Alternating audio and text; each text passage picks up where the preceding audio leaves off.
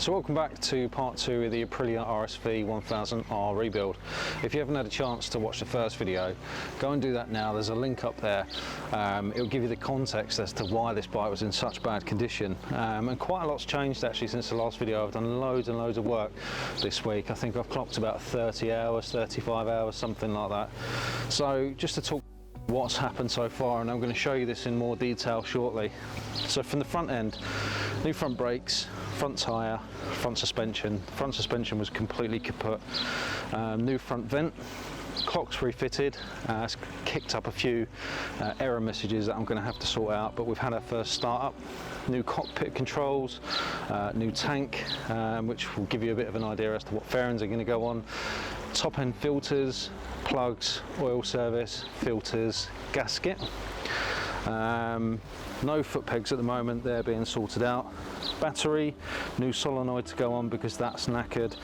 New exhaust, new swinging arm, rear suspension linkage, and I'll tell you about that in a second. New rear tyre, new rear brakes, chain and sprockets. So loads and loads of work, but actually I did manage to find some bargain parts, so that's really good. So lots and lots to talk about this week. If you've got any questions, feel free to fire them at me in the comments below. But yeah, let's get into it now. So today I'm going to be replacing the swinging arm. Now I've already done some prep for this and I'll talk you through that in a second, but before you even attempt this job, you need to make sure you've got the right tools. So the first thing you're going to need is a 26mm socket. You are going to need a unusually large Allen key, 14mm. You can just use an Allen key, or you can use it on a socket adapter like this. You'll need a special tool, probably not the one from Aprilia, but you can buy these online. Looks like a Castle socket, and that's for the swinging arm pivot. You're also going to need a ratchet with a fairly long extension and a knuckle joint on the end to help take the exhaust off, and I'll show you that in just a second. So ideally you'd use a center stand for this, but since I don't have one, I'm using straps, and I've supported the middle of the bike's weight from the rafters. And the reason I'm doing that is because you need to take all of the weight off of the shock absorber. Now, because of that additional weight, the swinging arm is still sat on the paddock stand. As you can see, I've stuck a couple of bricks on there, and it doesn't really matter because the swinging arm's absolutely knackered, but it's just to take some weight off the ratchets for the time being, but I'm going to remove those in just a second. I mentioned that I've already done some prep work, and I'm going to show you that now. So before you remove your chain, you want to loosen the front sprocket bolt, if indeed you are going to change the front sprocket. So you want to take the cover off. There's 3 bolts holding that in. There's one here, there's one here, and there's one here. So once you've undone those, nice and simple, you can get at your front sprocket. This is a 17mm. If the wheel's not on the ground, then all you're going to do is turn the engine over, which is not ideal really. You can get someone to sit on the bike, put their foot on the brake, but in my experience you tend to crank it anyway. Best thing to do is wheel on the ground, foot on the brake, in gear, or if you can, get something through the wheel to lock it off, but that's not ideal because you could damage your wheel. So just bear that in mind, because once you've taken that chain off, you've got no leverage really on this. It will just keep turning the sprocket around, so bear that in mind definitely. So all you want is a big breaker bar with a socket on the end, and then obviously you can loosen it off. Once that's loose, then obviously you can go ahead and take your chain off. So you need to start out by removing the shock absorber and this section of exhaust. Now there's 4 bolts holding this exhaust in, and the top one on the left hand side and the top one on the right hand side are very easy to get at. You can simply remove the piece of plastic trim that would normally be here and you can get at those. The bottom 2 less so. So I found that it was easier to remove the shock first of all to give me some breathing space, and obviously this panel here. Remove the rear wheel. Obviously you've got to take the tank out anyway, and then you'll need a 10mm socket with an extension and a knuckle on the end just to reach this back nut at the bottom here. If you don't have that, you're never going to be able to get this pipe off. It's insanely difficult to remove. This was actually covered in rust, and it's come up quite nicely as it goes. So that's the first thing you need to do. We've also unbolted the shock on the linkage at the bottom underneath the bike. And then once you've done all of that and you've supported the weight at the middle of the bike, you're ready to remove the swinging arm. Before you take the swinging arm off, make sure that you take the brake assembly off and all of the remaining plastics that are stuck to the swinging arm, which hold the brake lines on. So just take that off and just rest that to one side out of the way. So now everything's off. You can see there's absolutely no weight on the swinging arm at all, and we can just go ahead and unbolt and remove it and start the reassembly with a new one. So the first thing you're going to need to do is undo this. It's a 26mm nut. So I've already loosened this so it's hand tight. There's also a washer behind here that you're going to need to catch and keep, because you're going to need that later. And then we're going to go around the other side and undo the castle nut. So this is what I would call a castle nut. No idea what the actual name for it is. Perhaps one of you know. I got this tool on eBay for 25 quid. I've been led to believe that you can manufacture your own, but I bought one. So it literally just fits into this lock nut here, and then obviously you can loosen that and pull that off. Okay, so again, you want to keep that because you're going to need that again later on. So last of all, you're going to need one of these. So this is a 14mm on a socket, and then I've obviously just got a breaker bar. This shouldn't actually be that tight, because in the manual it says that it should only be hand tight. So let's just give this a go. Oh, there you go. It's really loose. Sorry, there's an aeroplane going over. So that's just a little bit more than hand tight. It's an expense for an Allen key this big just for this bloody nut, but you never know when you might need it again. I actually bought this as part of a set on eBay for like 15 quid. Sizes going from, I think it was about 4mm all the way up to 17mm. So yeah, so this is just going to come all the way out. You can just see the swinging arm just dropped a little bit there. I'm going to take this out. It helps if you've got two people actually, but to take the weight, but it's just me. So I'm just going to take this out, and now the swinging arm should just lift out. How about that? So there you go.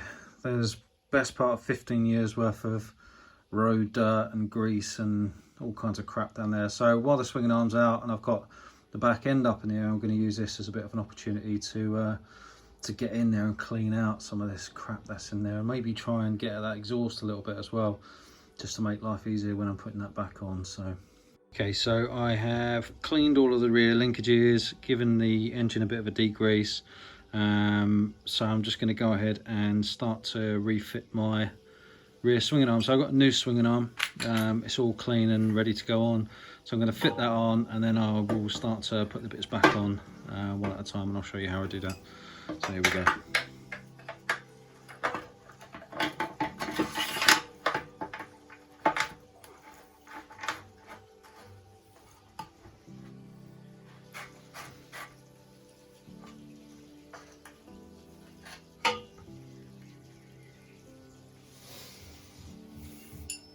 Okay, so now I've got the swinging arm sat in there. I'm going to go ahead and put the paddock stand bobbins on here, just to take the weight off the back end.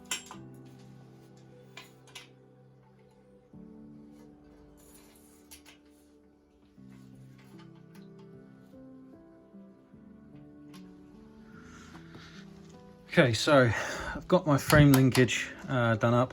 Make sure you do that up to the torque settings. It's actually a nylock anyway. It's counted on the back end by a massive Allen key.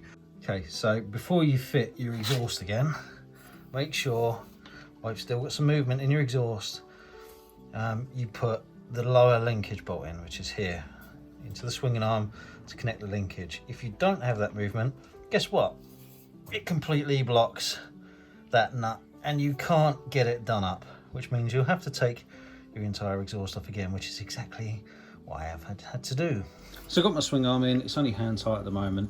I'm going to go around tighten everything up afterwards. I've got my lower linkage in, I've got my shock, but before I do any of that stuff, I need to get the exhaust pipe back in, because that is by far the most difficult thing to get back in. So yeah, here we go. Okay, so we are going to be fitting this bad boy to that bad boy down there. which sounds simple, but the angle of attack is pretty difficult, and years worth of rust made this incredibly difficult to get off. So I'm actually going to use some of this Lextek exhaust paste just to lube this up to help it get back on, and it'll also help you in the future to get it back off if you ever need to. So yeah, okay, so you don't need loads and loads. It's going to form a bit of an airtight seal in there, a heat seal if you like, once it's back on the bike as well. So it's for two uses really. So right, we're going to go around the other side of the bike and try and get this on.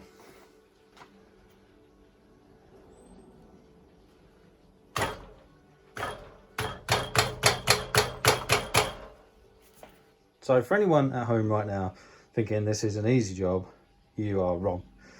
Even with the right tools, this is the fiddliest thing. So these are the top two manifold bolts here. The manifold goes down here and joins, which is of course rusted and very difficult to get on. And down here somewhere, you can see my tool coming up here. There's an angle here with a 10mm on the end. And it is a pain in the proverbial.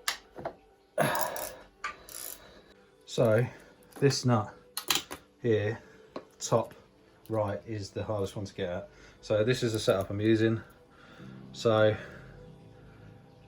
one extension, knuckle, half an extension, 10mm on the end, and it is the only way you're going to get this. And even then, it's a bit of a pain in the bottom. So I'm just going to go ahead and refit the original shock before I tighten everything back up. I'm sure you'll agree it is much nicer than it was when it came out the bike last time. So one bolt at the bottom, one bolt at the top, nice and straightforward.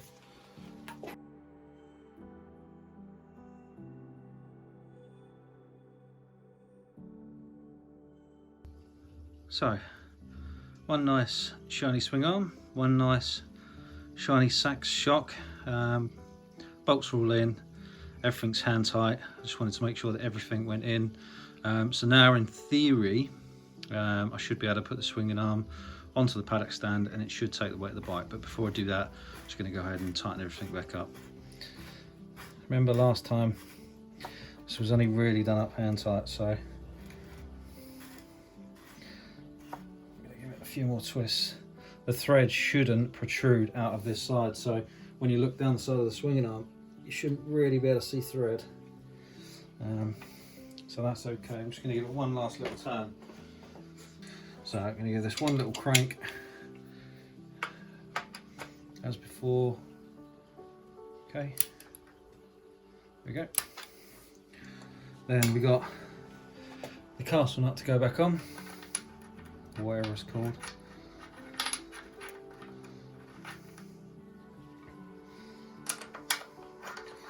Lock nut. Okay, and then we're going to do the nut up on the other side. So washer, let's go back on, and then 26mm nut, and then this is all going to be torqued up.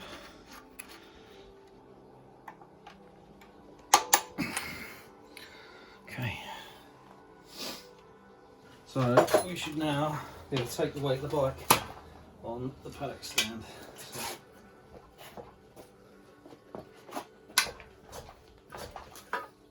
Okay, so today I'm going to be putting a new gasket on the generator cover, replacing the generator, replacing the oil filter, and reassembling, and then putting the oil tank back onto the side of the bike, filling her up with oil, leaving it overnight so that it can all cure, and then tomorrow hopefully we'll be able to start the bike up for the first time, which is exciting. So as you can see, I've already cleaned up the inside of my generator cover.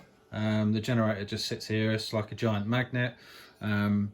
The entry point for the wiring goes in here, and then obviously there's a filler cap on the top there as well. This just has a gasket around it. There's one locator peg which will go into this little hole here.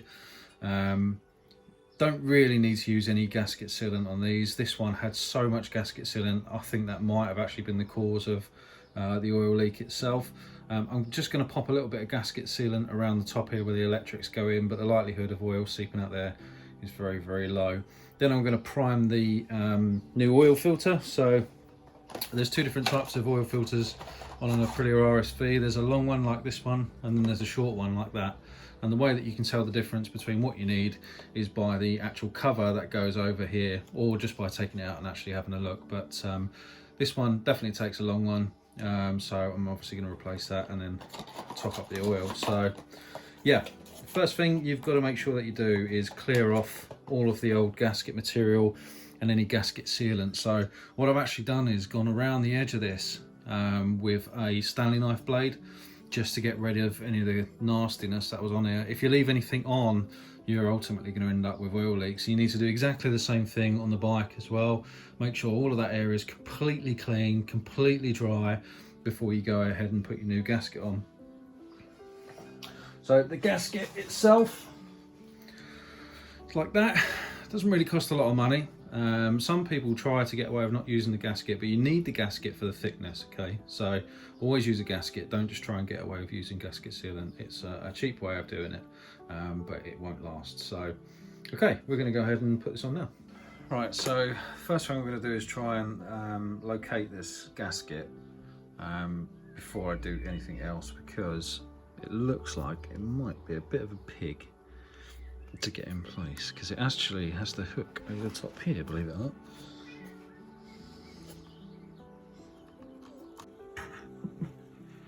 Okay, so because the wire for this is so short, helps to have something to rest this on. So first thing you need to do is replace this. Holds the wire in place with this nut. This nut is very short, and if it comes out, it's going to rattle around. So I'm actually going to put a bit of Loctite on this. Be torn to shreds because of one bolt. Would be quite unfortunate, wouldn't it?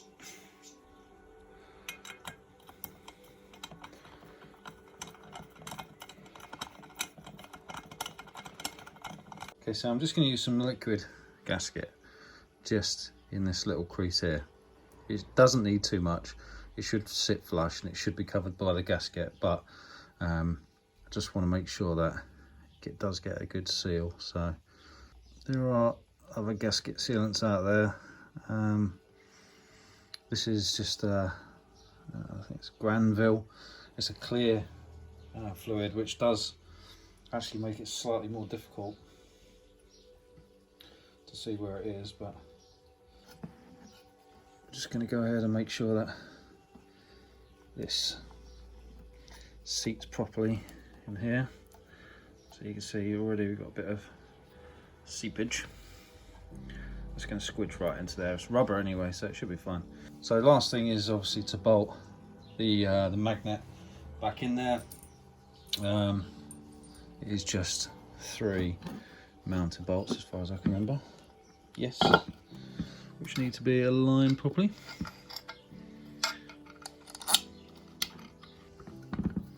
Need to make sure you seat these right. The last thing you need is cross threading these.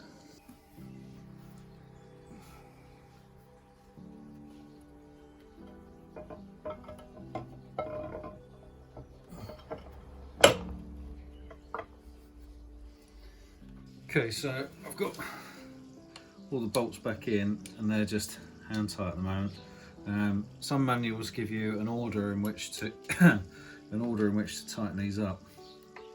Unfortunately, I don't have that, but I do know that they need to be 11 Newton meters.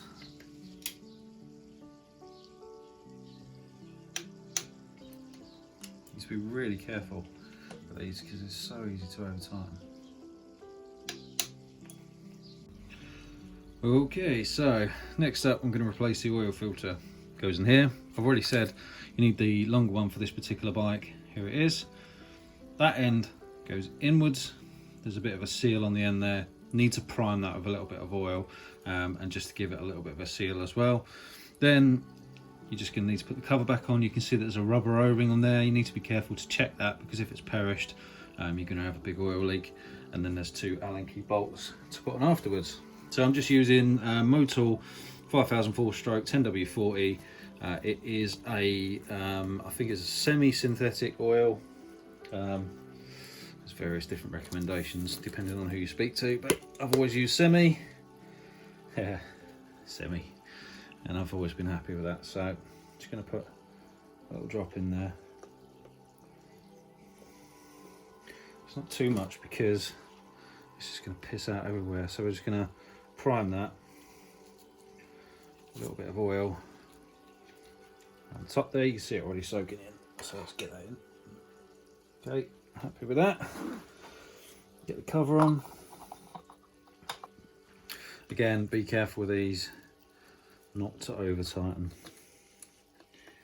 if you can possibly avoid it, because if you break that thread in there, you are screwed. Just to make sure that's okay.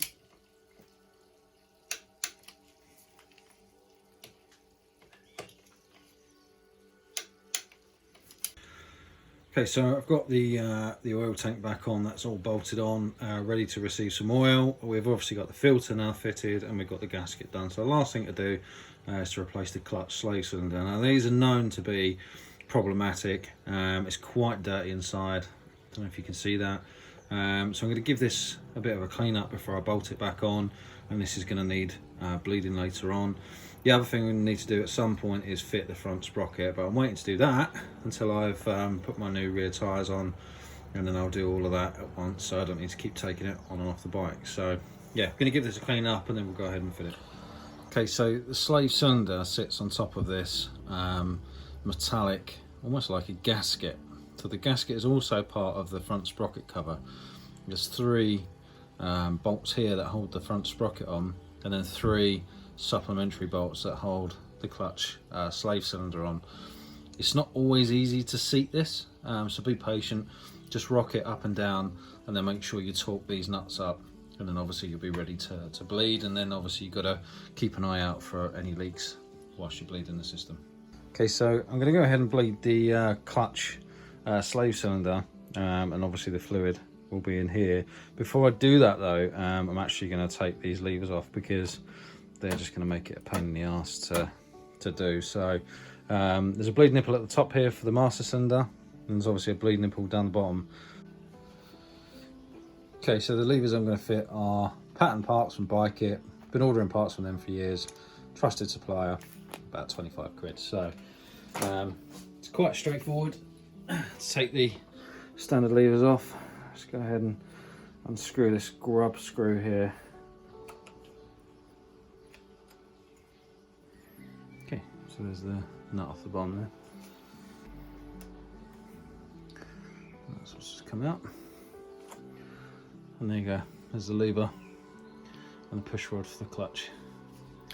Okay, so the OEM spec lever actually has an adjuster here, and that'll adjust the plunger span there. So just for ease of installation, I'll try and back that off as much as I possibly can.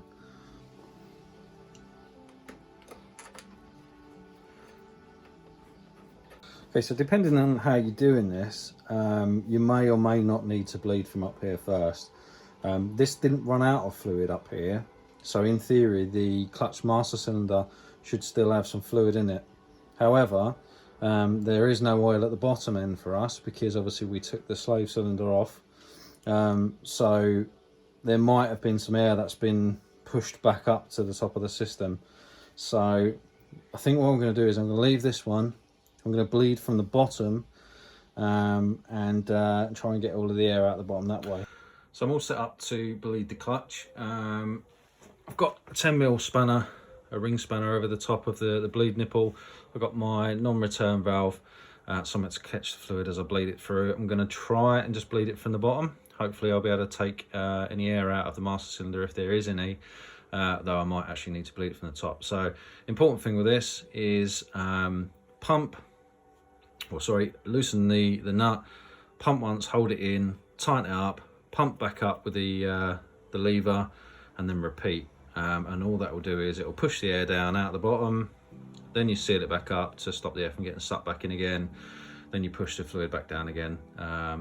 It's quite straightforward really. So yeah, let's get on and see how we go. Okay, so I'm quite happy. I'm getting quite a bit of resistance, and if you listen, I can hear the clutch actually pumping and engaging in the engine. So if you watch, there's no air coming out there at the moment. So what I think I'm going to do is bleed out the top, because the lever's still coming quite far back to the bar at the moment. So you see that massive chunk of air that's just come out there. Like, so all of a sudden I've got complete proper pressure. I'm quite happy with that. So I'm going to lock this off. You don't want to top this up too high, because there's a little rubber that goes on the top, and once that goes in, it displaces some of the fluid. So pay attention to the recommended levels.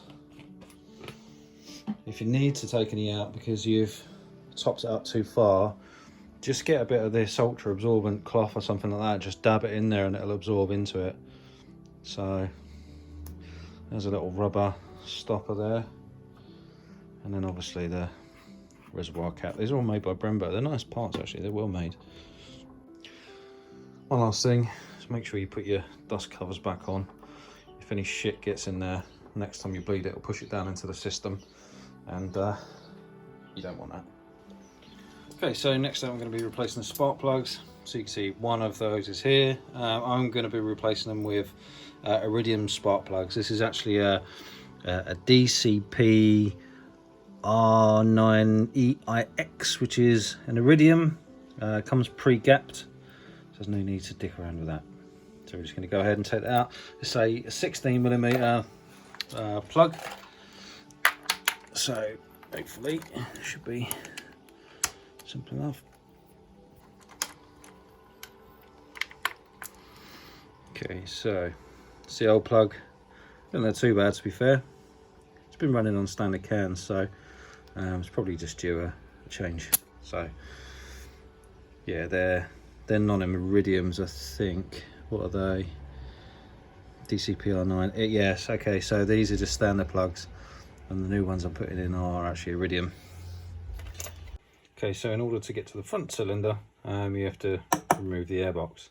There's 6 Allen key bolts, simple to undo, and then the front bolt of the front of the headstock here, and it should, he says, it should just come off. So as you can see, I've just tilted the airbox back. There's no need to disconnect it entirely, but there are lots of hoses and stuff all connected, and the spark plug is just in a recess. You can see it just down here. Okay, so everything's reconnected. I had to put a new hose clip on here because that was really rusty. Actually might put one on here because that's really rusty as well. There's 2 little breathers here that need to go back on. Don't forget those. And there's a couple of breathers around the other side as well. So just make sure you remember where everything's got to go before you put everything back together. And now I'm going to go ahead and put the lid on the airbox. Okay, another relatively simple job is replacing this lid. And the brake fluid doesn't look too bad. I've got good brake pressure.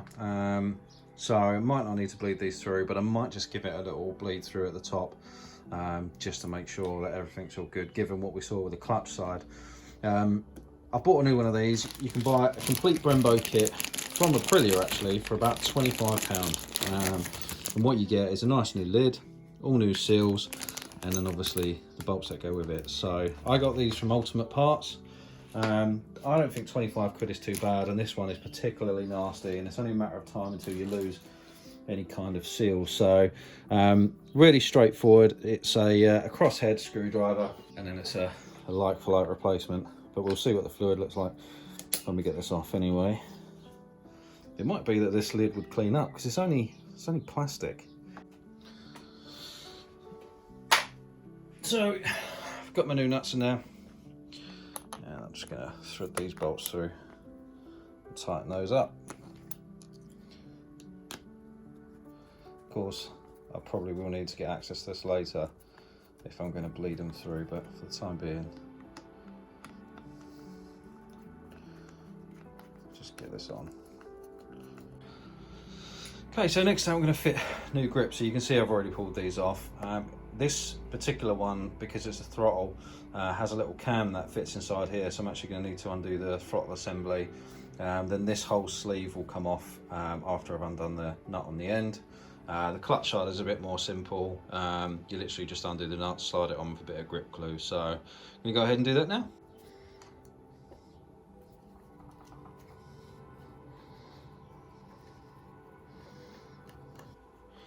So, see what I was talking about? So this is all attached to the grip, and it all comes as part of the assembly, which I'll show you in a second. So we just need to release these cables here and here. There's a push and a pull. So we're just going to need to pop those off.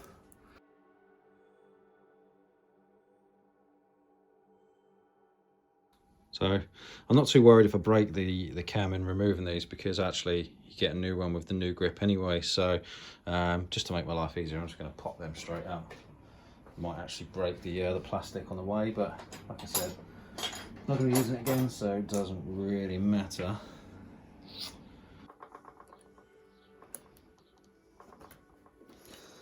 Okay, so with one undone, instantly frees up the other one. So there you go. So it's nice, it's already nice and lubed up on there anyway, so probably no need to do that. So I'm just going to go and fit the new one. This, I suspect, will not be as easy to get back on. Okay, so I didn't show you me doing all of that because it took about 10 minutes. It's really fiddly, and I had to bring the nut all the way in to give me enough slack on the throttle. So I put the clutch side on first because that's the hardest to actually adjust. Then I loosened off the throttle cable as much as I possibly could, pair of needle nose pliers, pull, and then twist. Yeah, so let's put that back together, and then I'll readjust the throttle cable. So I've got some nice OEM bar ends, and I've got some really horrible rusty nuts, so I'm going to clean those up before I put these on. Okay, so clean the nuts up. I'm actually going to put a little bit of Loctite on these because the vibration can actually undo these nuts.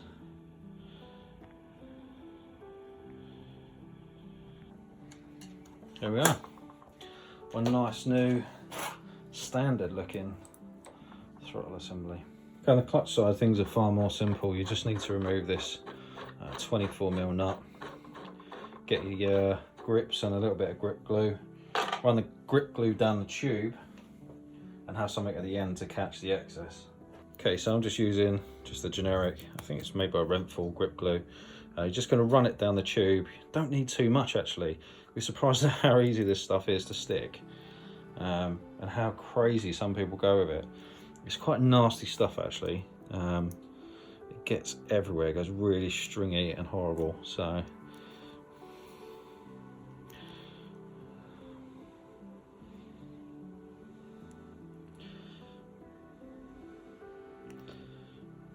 see, the thing is, you only need a bit on this end as you push it on, and it basically,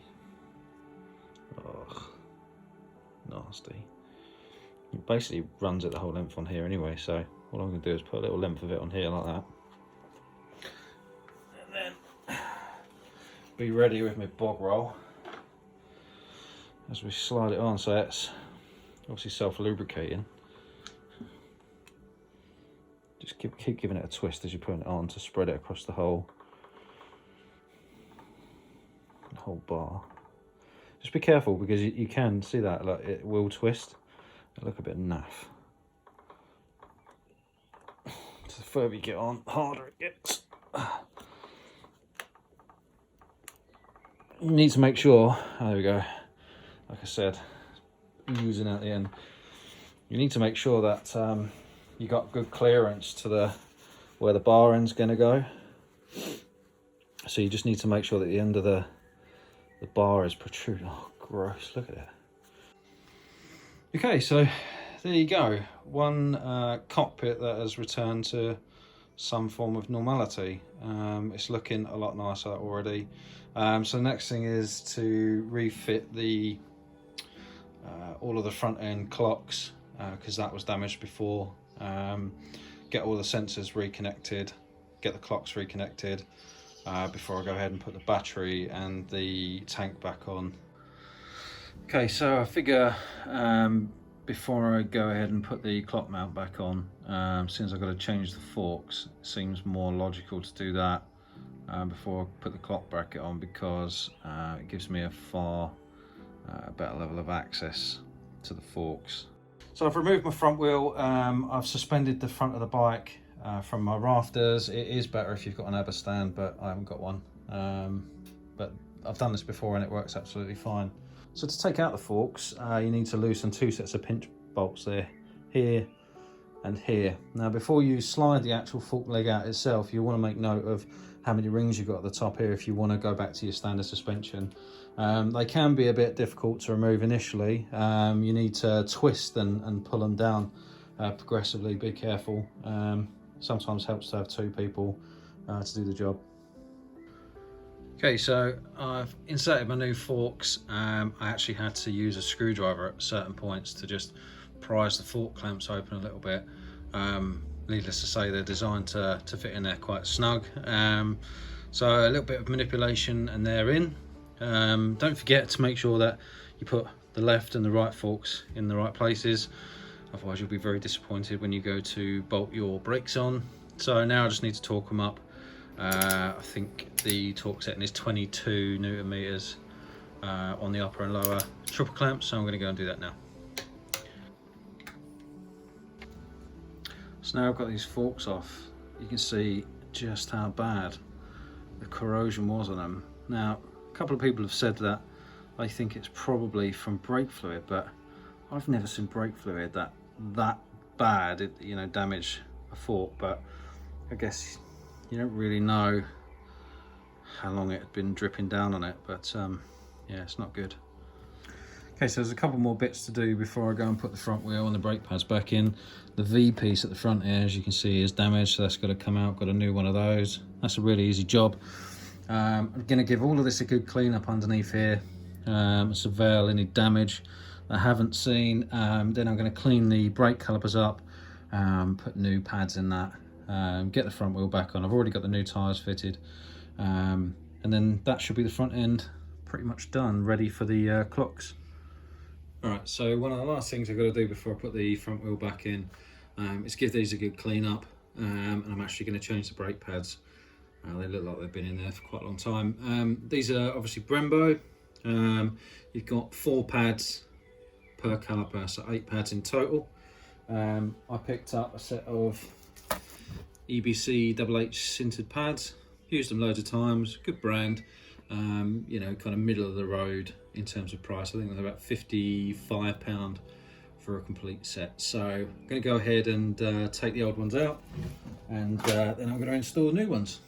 Okay, so the first thing you need to do to be able to get at the pads is take these 2 pins out. Now they are literally just push fit and then held in with these retaining springs. So as soon as you pull these out, these springs will fly out and then the pads will just come out the top. Now they're supposed to be greased up, but these are anything but, so they're going to take a little bit of manoeuvring to get out, I think. So push down on here, you'll feel it's just the spring. Get some pliers, bit of a twist, progressively work that pin out. There you go. Look how rusty that is. So this one, and then see the spring comes out, and then our pads should just come out as well. At this point, you don't want to be touching the brakes. If you touch the brakes, what you're going to do is you're going to pump the pistons out, and they will pop out, and then you're looking at doing a full rebuild. So let's just do the other side. So I definitely think the pads were due. There's still quite a lot of friction material on them, but they're in pretty bad shape. So it's a wonder they weren't kind of really grinding out. There's no lubricant on the back of that at all. Okay, so before I put these pads back on, I'm just going to put a little bit of grease on the back of the pads. Now what this does is prevents the heat transmission and as the brakes start to wear, prevents them from squealing. So if you ever hear a car going down the road, it's brake squealing, 9 times out of 10, it's because it needs a little bit of this on the back. Don't need loads, just a little bit, and the stuff gets everywhere, so just be careful, make sure you don't get it all over your calipers and your nice shiny forks. So as you saw, they're just going to drop into the top of the caliper. Ideally, you want to make sure that all the pistons are pushed as far back in as they could go. So, spring, don't know if you can see this very well, goes under there, you push it down, like that, and then you're going to push your rod back through. So I've used the Dremel to clean the rods up a little bit because they were quite bad. So I'm just going to push that back through like that. And the rod is held in, there's 2 divots cut on either side, it's held in by the spring clip, and the brake pads are obviously held in there by the springs. Okay, so my pads are seated, my spring clips are in. I'm going to have to separate those before I put the wheel back on to get it over the disc. So yeah, I'm going to go on the other side and do that side. Okay, so in the first video I mentioned that the clock mount assembly had broken almost entirely. There was one lug that was left that you can see just here. All of the others were completely snapped off, and so the whole front end of the bike had lifted up. So I've got a new one. I've just got to take the clock, the front fairing brackets, and also on the side there is a servo for a servo operated air duct that is in the front end. So having inspected this servo, it doesn't feel quite right, so I've actually got a new one to put on rather than putting that one back on. There's no free play in it, it's almost hydraulic, it's almost locked up, so I think there might be a fault there. So we're going to swap all this gear over onto the new one, and then we're going to fit that on the bike. Okay, so in able to install this, which is the valve inside here, this is the old one, you have to completely take this apart. So you have to take the trim off the front, undo all of these bolts, which I've already done on my new one, so you can see it splits there. So I've just got to do it on this one to take the valve out, so here we go.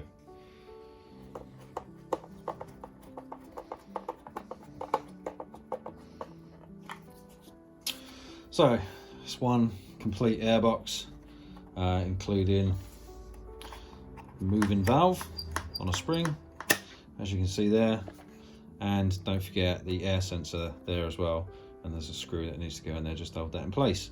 Next time I'm going to put the clock brackets on here, put the rubbers back on here, and I'm going to go ahead and mount this back onto the bike.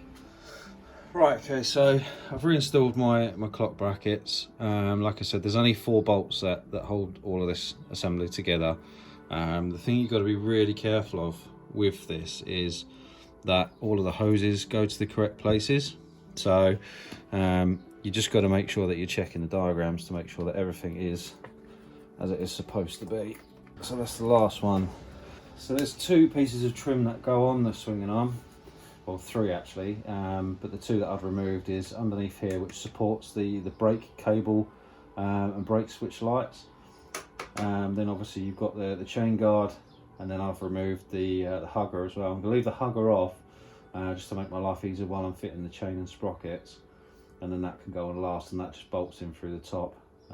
So hopefully this bit will actually be quite a simple job, but we'll see.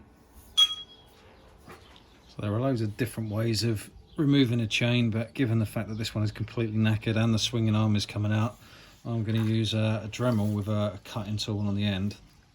If you're going to do that, you need to watch out for sparks, watch out for fire, and make sure you cover your eyes up for safety, obviously. So let's have a look at this.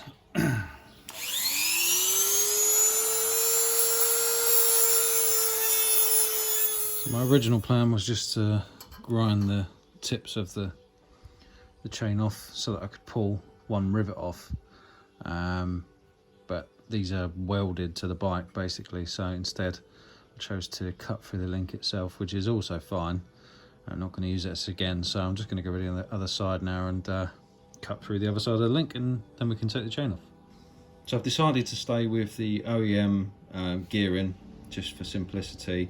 So I've got AFAM rear and front sprockets. Stayed with a 525 pitch chain rather than going to a 520, although I have gone for a gold X-ring chain, so that's an upgrade from standard. So the first thing I'm going to do is slot the front sprocket on, and then I'm going to get the chain on, and then obviously mount the rear sprocket to the wheel, and then I'm going to show you how to rivet the chain on. Right, okay, so I've left the nut hand tight for obvious reasons. There's two washers on there, both of which go on the front facing side. If you look at the sprocket, you see that one side has a bigger flange than the other. The short side faces outwards. So you just want to locate that on there. I'm just going to pop this on hand tight because we're going to need to lock the wheel off to get this done up properly later on. Okay, so next thing we're going to do is get the rear sprocket on the rear wheel, and then we're going to get the chain on and rivet that. Okay, so removing the rear sprocket's pretty easy. It's these 5 17mm nuts, although this is really dirty, so I'm not sure how easy these are going to be to get off, but we'll see. Okay, so I loosened them off, but I didn't actually realise that the way that they're sat in the cush drives, they're actually, see, they're countered. Bit of a funny setup, that. So yeah, there's an Allen key needs to go in the back of that to get the nuts off the front. So for anyone thinking about doing this, you're going to need a 10mm Allen key or Allen driver to be able to get these off. And then on the front, as I said earlier, it's a 17mm, so a bit of a funny combination, really. Okay, so after a whole bunch of cleaning, I've managed to get the box back on, give it a clean up. Who knew it was silver, eh? And who knew the wheel was actually grey underneath all that dirt? So torque setting for this is 50 Nm. Same for the front. Just going to check that that's all okay.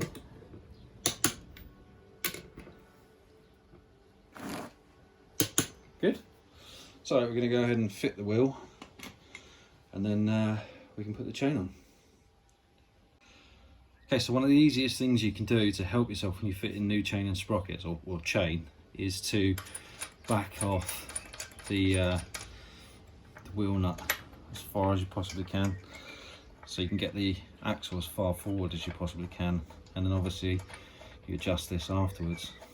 It's a bit of a fiddly thing we have to do, but just gives you the slack you need to get the chain on and positioned properly. Okay, so this is our chain. There's a couple of different types of chains. So you can have a rivet link like this one, and I've got a riveting tool for this, or you can have a split link with a little clip on it. Not a big fan of the split links. I've never had one fail, but like anything I've heard horror stories and stuff like that. So we're going to go ahead and thread the chain, and then we're going to put this rivet link on, and I'll show you how to do that. Okay, so there's a couple of bits to this. We've got the two sides of the link that we're going to put in. Between those, we're going to put these little rubbers. And the reason it's called an X-ring chain is the profile of one of these, if you cut it in half, would be an X. And what that does is when it squishes, the two edges of the X form a double seal, which locks in the grease and obviously preserves the life of your chain. And this is the grease that we're going to use, which the rest of the chain is already saturated in. So this has got to go between the links. If you don't put this in, you're just going to wear your split link really quickly, and it'll eventually fail. So here we go. Okay, so I've lubed up the first one. This is going to go in the back of the chain to hold it together, and then I'm going to rivet it from the front. So all we do is just push that through, really simple. Push that through, get the other end of the chain, which you can't reach. Hopefully, because we've backed the wheel off, it should, there we go, fit nice and easy. So that's the back, and then we're going to rivet the front on. So I'm just going to lubricate the front here.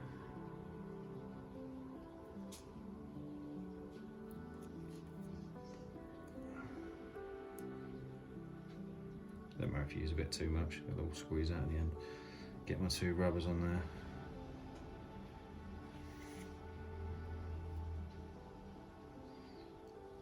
Cool.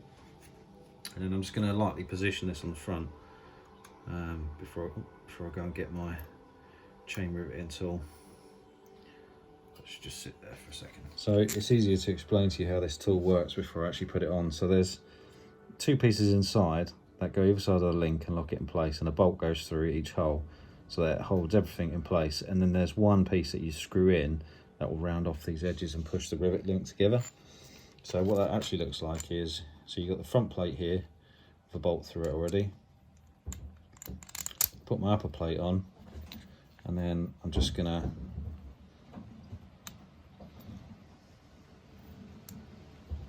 so you can see the little divots here and here, which is going to go either side of the links in the back. Just to make life easier, I'm just going to screw that in a little bit before I pop it on top of the chain, and then it will rest there, and I can put the lower one on a little bit easier, because it is a bit of a fiddly job, to be honest, especially when you're trying to film it. And then this one is going to go in the bottom, and that'll push the whole thing together. And then there's another one, see this one, see the point on that? That's going to round off the edges of the actual pins that stick out the end. So I'm going to have to move you because I can't see what I'm doing. Once it's pushed onto the chain, then obviously we can put the actual rivet link on.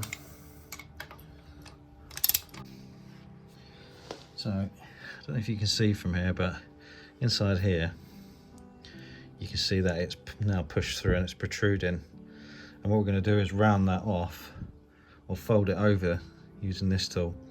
So we're going to screw it in one at a time and roll the edges of that over until it's rolled over the front of the actual chain. It'll stop it from coming off. You need to over tighten them, just take them back out periodically and have a look, see how they're doing. Okay, so I've removed my chain tool, and here you can see it's now beveled over the top. It's folded back over the top of the link. Freedom of movement, which is always good. The gaps and everything look okay. So yeah, quite happy with that.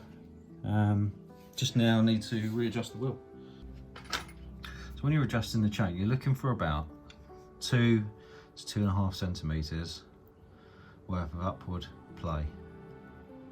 Okay, so at the moment I've probably got about 2 centimeters, and the rear wheel isn't actually tightened up.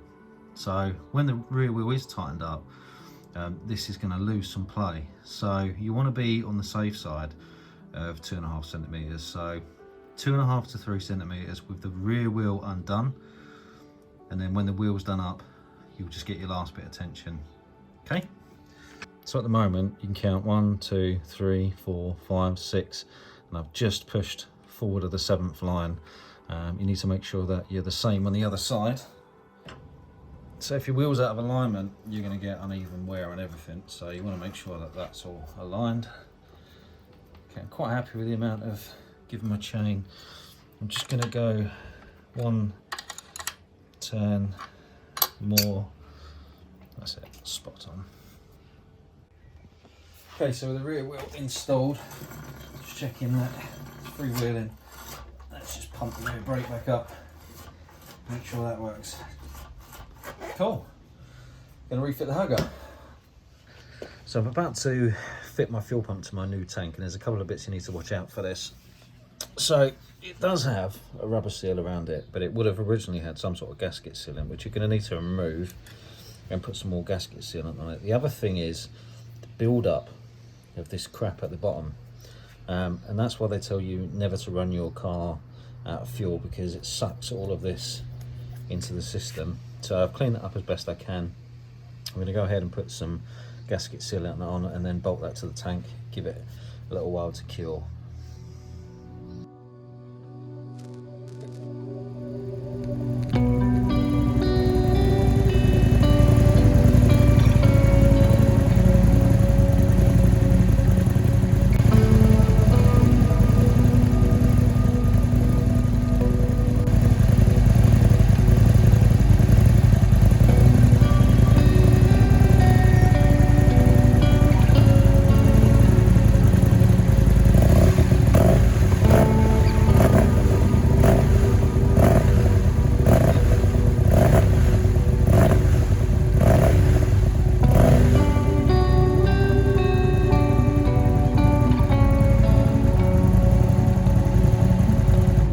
So that is how you condense down 36 hours worth of continuous work into a 1 hour video rebuilding an Aprilia RSV1000. There was so much that didn't make the cut and so many things I would have liked to have shown you there, but I'm just conscious of the fact that trying to keep people's attention here, I guess. So what's next for the Aprilia? Well, obviously it starts and it runs. There's some electrical problems that I've got to sort out, namely the solenoid is completely kaput and I'm not too sure whether the dash survived the moist southern sea air, so I might have to get another dash.